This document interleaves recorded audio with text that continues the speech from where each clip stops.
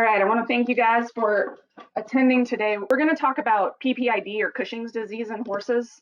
Cushing's disease, also known as pituitary pars intermedia dysfunction or PPID, is basically it's a chronic progressive endocrine disorder. So basically what happens is in the brain of a healthy horse, the hypothalamus is supposed to produce normal neurotransmitters. Specifically in this situation, we're dealing with dopamine. Okay, and then the dopamine is supposed to regulate the pituitary gland's production of a specific hormone called ACTH.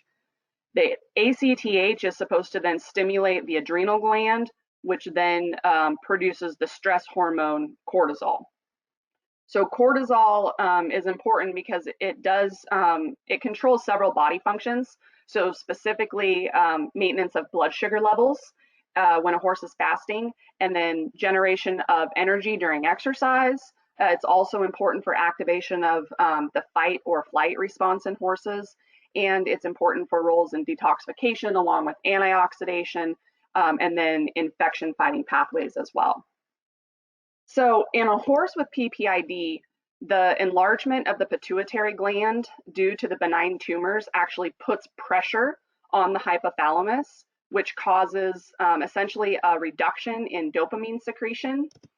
And then consequently, that's going to, as the pars intermedia of that pituitary gland grows, it overproduces various hormones, most importantly that ACTH, which then in turn is going to overproduce your cortisol levels.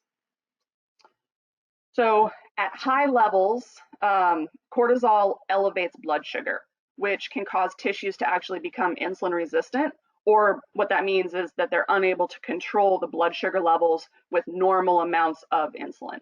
The problem is it's not quite as straightforward as just elevated cortisol concentrations, but that increase in the stress hormones is going to play a pretty key role in the symptoms of this disease.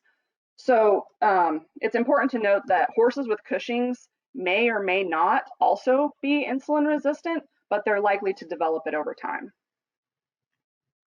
So the exact cause of Cushing's is still unknown. However, it's likely that there are a few different factors that are going to be involved in it, including oxidative stress.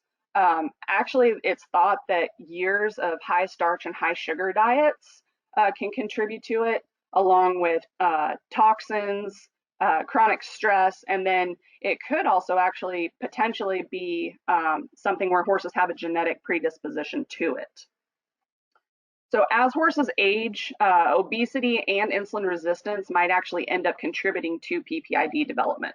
But that condition also can occur in younger horses. So that actually kind of leaves us to ponder this question. I mean, are we as horse owners at fault in the way that we manage our horses? I mean, we know that a lot of, continued and prolonged feeding of high starch, high sugar diets, along with, normal physical stressors that we're putting on these horses, such as, training, hauling, stalling. And then you put on top of that, they're dealing with gastric ulcers, plus, vaccination protocols, deworming protocols. If we're trying to manage pain, so using things like Banamine, Bute, etc., all of those things could actually lead to an imbalanced hormonal response.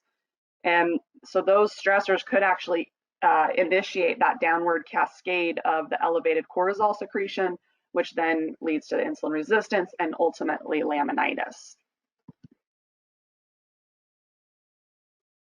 So it's important to point out that all horses are at risk for PPID. So it's not like, only certain horses can develop this.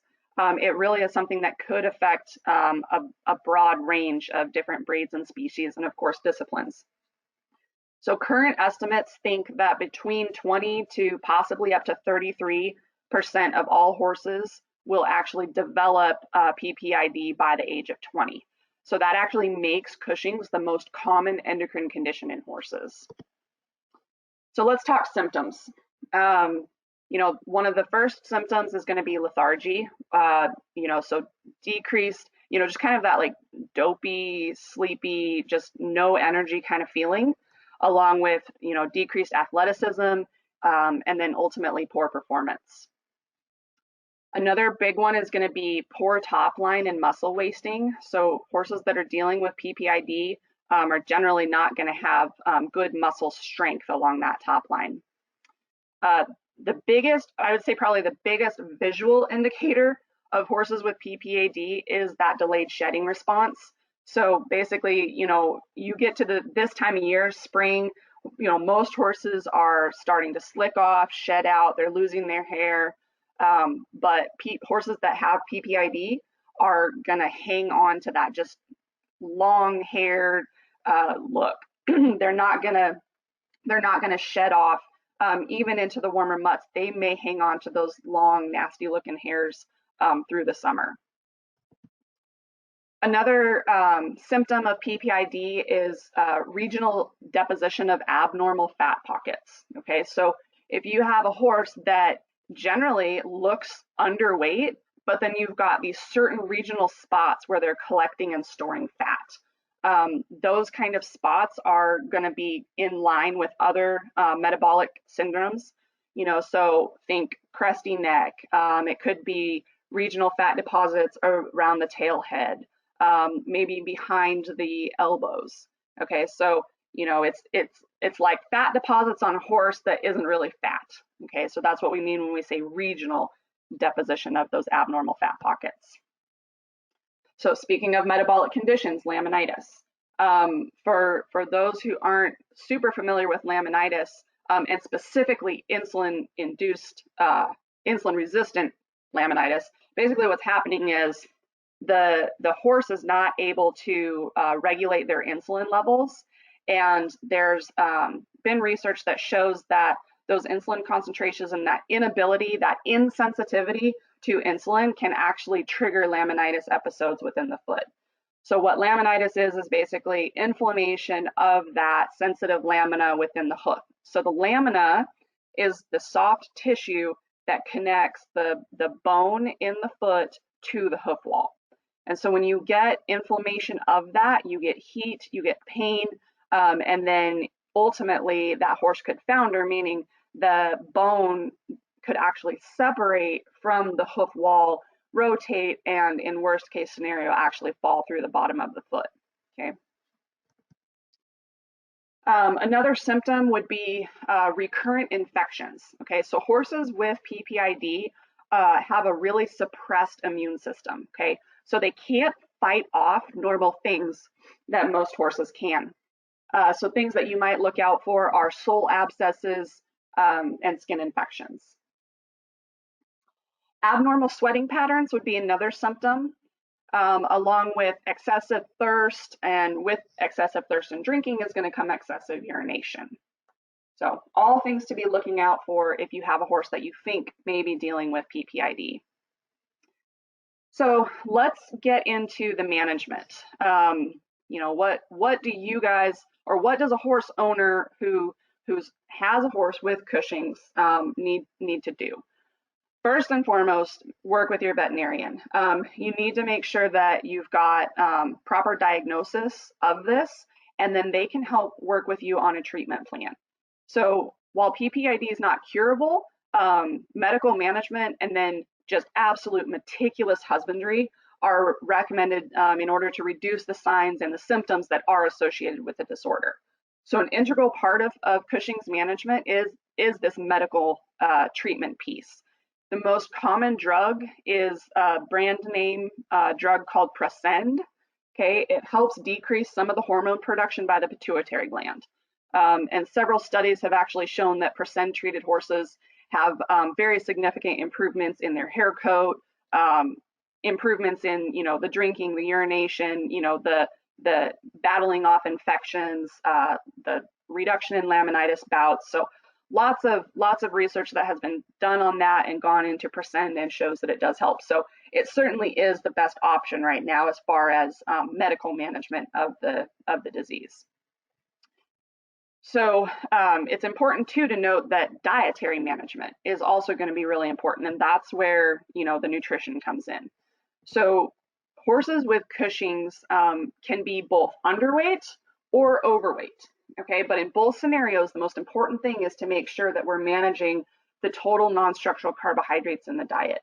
And so for horses with any kind of a metabolic condition, such as PPID, we want to, as a general rule, keep that NSC content at 12% or less.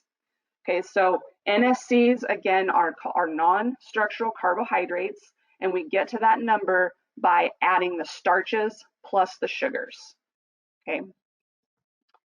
Keep in mind that NSCs come from both the feed and from the forage. I think that people forget about the forage component often.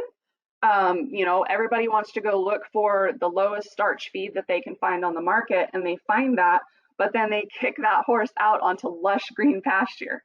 Okay, so just keep in mind that lush green pasture is going to be the highest sugar content that you can feed to a horse. So if you're dealing with a horse that has Cushing's, the best management protocol is to keep them off of green grass. Okay. Now, if you don't have that ability, you can use a grazing muzzle. That'll help limit some of their intake. And then you can also manage the times that you are turning that horse out. So you may have to bring them into the stall for part of the day and then put them out in pasture for another part. Or if you don't have stalls, you may have to just invest in, some panels and make a little panel stall or a little dry lot situation to bring those horses in for part of the day.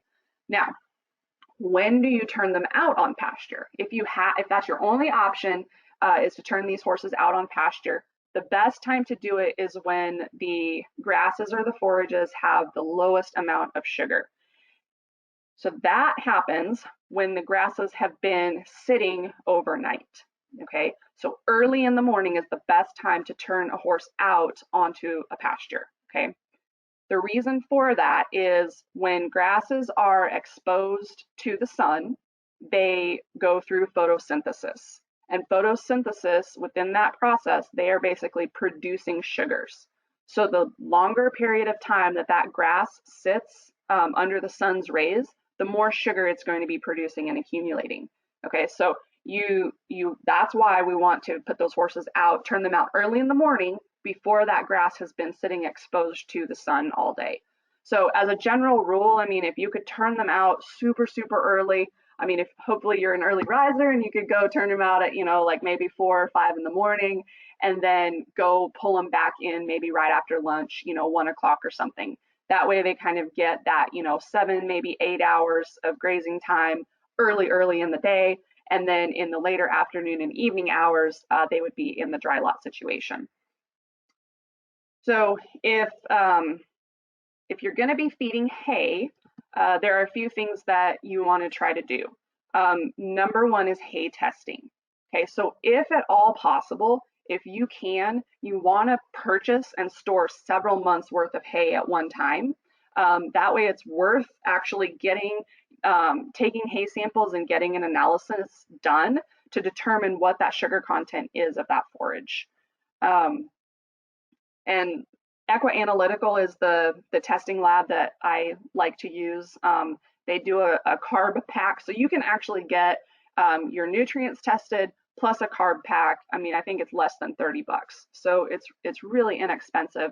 And then not only what your starch and sugar is on the diet, but you also are going to know what your nutrition is, so you know whether you need to use a feed or a diet balancer to plug in and fill those gaps.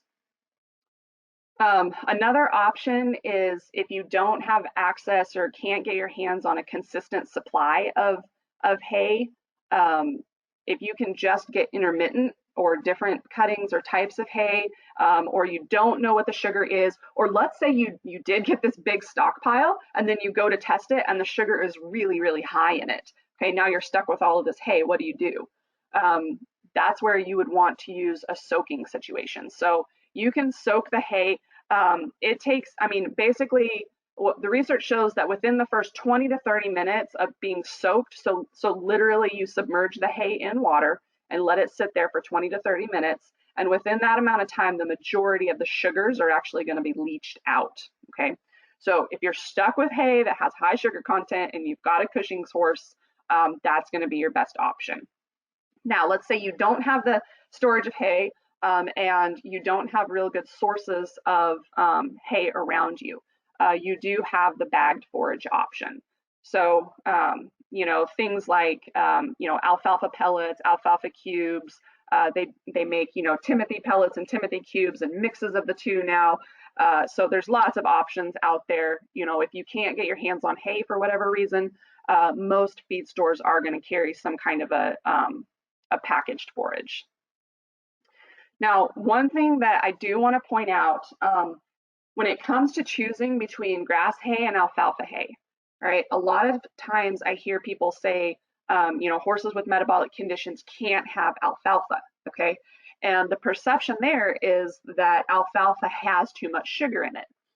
Well, if you actually go and look at, so Equianalytical keeps a database of all of the forage samples that they ever run, and then they put them into, they do averages. And so you can actually pull up averages on, grass hays versus alfalfa hays for different regions, and you can look at it at different times of the year and dip by year. So you can actually, lots of really cool ways to analyze it. But basically the take home message there is, if you actually look at the average value of sugar in grass hay and compare it to the average value of sugar in alfalfa, the grass hays are actually higher in sugar. Okay, so it's not, it's not necessarily, alfalfa is not evil for horses with PPID. It really goes back to testing and making sure and understanding what that carbohydrate content is within that forage. Now, I do want to point out that grasses are, there's a lot of variation depending on whether they are cool season grasses or warm season grasses and what those species are.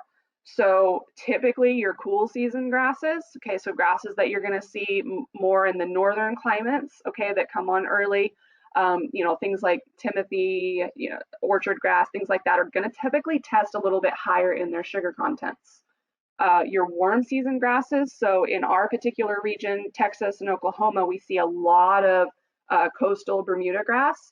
That's a warm season grass, and that grass, for whatever reason, typically tests a little bit lower in sugar. And the other thing that affects how that hay tests is the time that it was harvested. Okay, so if you've got hay that is very immature when it was cut, okay, so really soft stems, maybe like, so let's take Bermuda grass, for example. If it is being cut every 21 days through its growing season, okay, that's going to be pretty immature, good quality Bermuda grass hay. That might have a much higher sugar content than some grass hay that was maybe allowed to go 40 days or 50 days between cuttings. Okay, so the longer a grass is allowed to grow, or the more mature it is when you harvest it, the lower the sugar content is going to be. Okay, but also the lower nutrient content that's going to be in there, and the less digestible it is going to be. So it really is kind of a balancing game.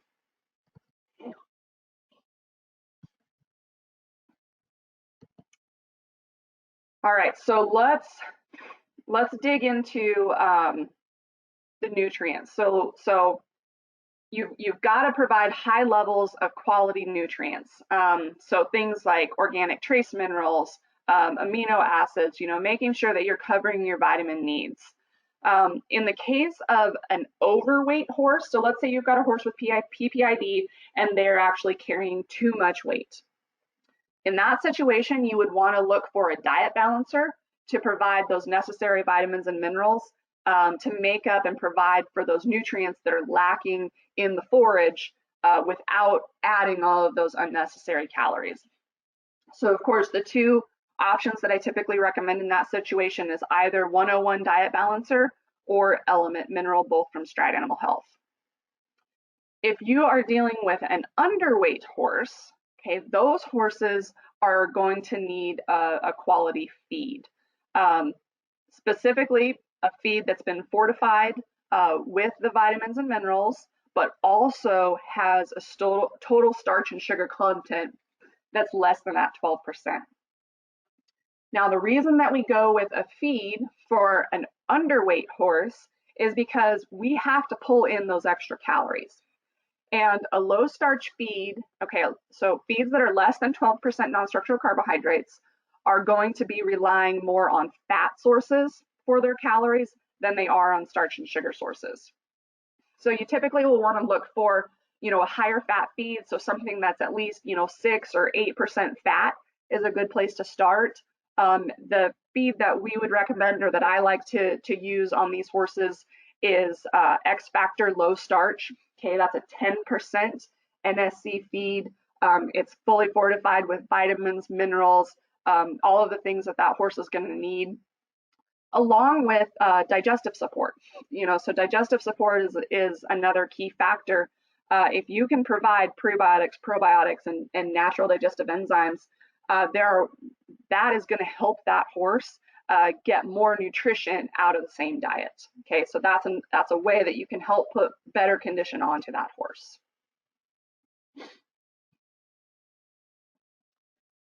All right, so a few additional support options that have been found to be effective in horses with Cushing's.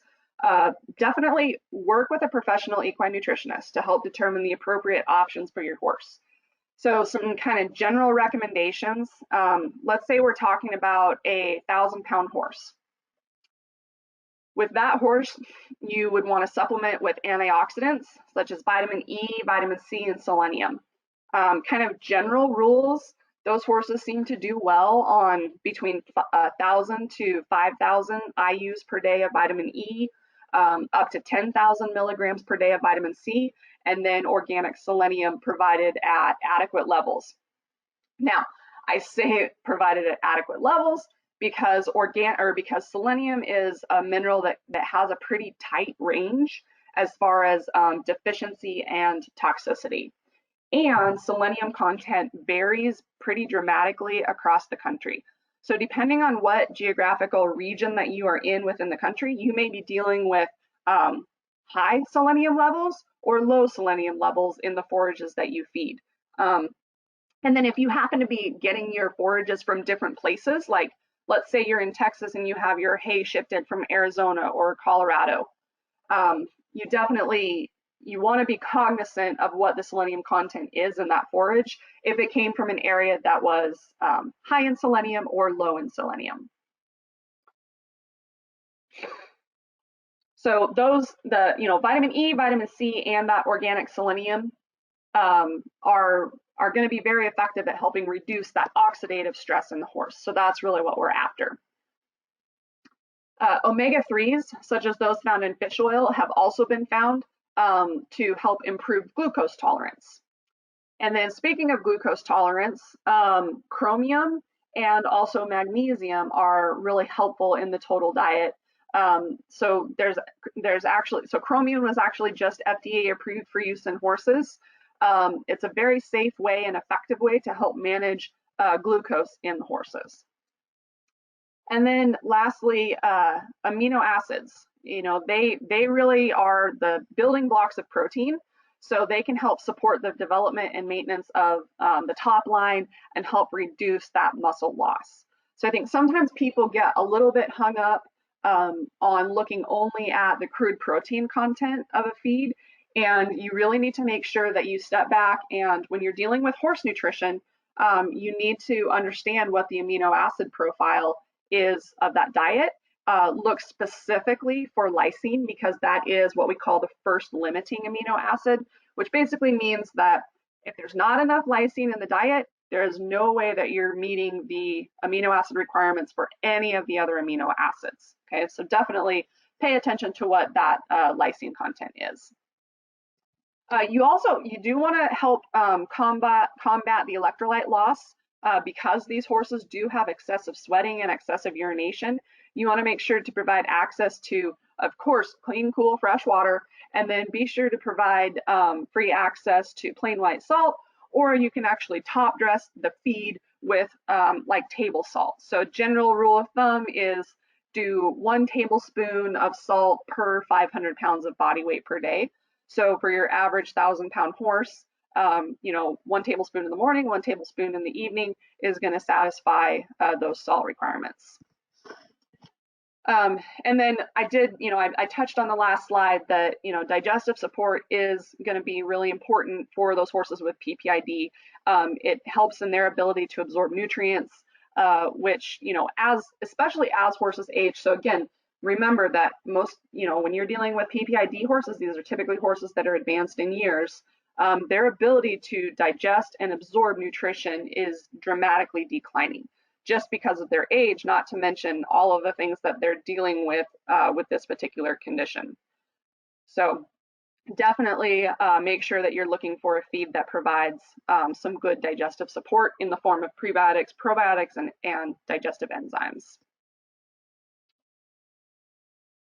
So another important component of the management of PPID is essentially the maintenance of, you basically have to have excellent husbandry and excellent just general health care of these horses. So pay really close attention to vaccination and deworming. Make sure that if you have that horse on Presend or any other kind of medical treatment prescribed by your veterinarian, make sure that you're actually administering it the way that it's supposed to be administered, on the schedule it's supposed to be given, etc. And hoof care, don't forget about making sure that you've got good hoof care for these horses. So under that same theme, change, if they're stalled, make sure that you are changing their bedding frequently. You want to avoid excessively wet stalls because those wet stalls can actually lead to hoof issues and also to respiratory issues. So if a horse is having to stand around in a wet stall and breathe that urine or that ammonia, you can really start to cause some serious hoof and respiratory problems. Definitely consider body clipping that horse throughout the year as needed. Like I said earlier, they hang on to those long hairs, so you want to make sure that you're keeping them as comfortable as possible. So especially, in really warm, hot, humid climates, if they're still hanging on to that long hair, help them out and just do a little bit of body clipping for them to keep them more comfortable. Another thing that you can do for those horses in those hot, humid environments is just give them a bath, just hose them off every day and make sure that you are getting rid of all of the salts that accumulate on their skin. Okay, so sometimes people forget that when horses sweat, those electrolytes are essentially, those salts are on their skin and they sit there in those skin pores. And so if you don't get those cleaned out, you can actually start to cause some pretty serious skin conditions. And you also limit their ability to self-cool. Okay, so make sure if the horse is sweating, always just hose them off with water. If it's really hot, definitely make sure that you blade that water off and just do everything that you can to help them kind of get back into helping their body self-cool. Another important thing to remember is monitoring for signs of infection. And so the best way to do that is to take rectal temperature. So, if you notice that the horse is just a touch off, maybe just a little bit lethargic acting or dull, don't be afraid to just go ahead and take temperature. Maybe you do it on an every other day basis, or maybe a couple times a week. You just make it your protocol to take temperature, make sure that he is functioning properly. That temperature is going to be the first indication that there's an infection going on. And like I said earlier, these horses have a suppressed immune system. Their ability to fight infections is not going to be good at all. On that note, make sure that you're providing regular dental care. So one thing that can happen, so first of all, dental care is going to make sure that their teeth line up properly, that they can get a good grind on the forage that they're eating, and that they can get the maximum out of the nutrition that you give them. So that is first and foremost. As a general rule of thumb, you want to have their teeth examined at least on an annual basis. As those teeth start to change more rapidly with advanced age, so meaning fractured teeth, loose teeth, teeth that have to be pulled or teeth that fall out, you may need to shorten that window and get them evaluated every 6 to 8 months instead. Now, the other piece of that is as those horses start to develop pockets between their teeth, those teeth start to become loose, they can start to get food that gets impacted between those teeth. And it's a lot like humans. I mean, if you don't floss and you don't keep your teeth cleaned out, you can actually start to develop some pain, some inflammation, which can then lead to a much more serious situation.